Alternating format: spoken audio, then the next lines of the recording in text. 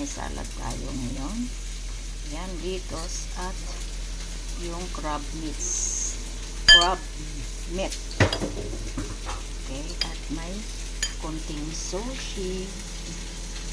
4 na piraso. At yung salad natin, ayan, lalagyan natin ng beetroot at sweet corn. Ayan, yung beetroot natin. Yung beetroot dito, maraming ginagawa din nilang salad. Kaya, ayan. Paborito ko yan. Beetroot salad.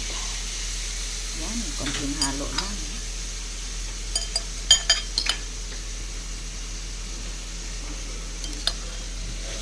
Ito lang yung lunch natin.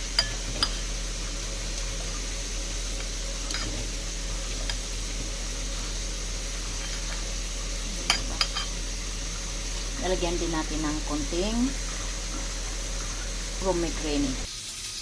Ayan na, namulaklak na ng pomegranate yung salad.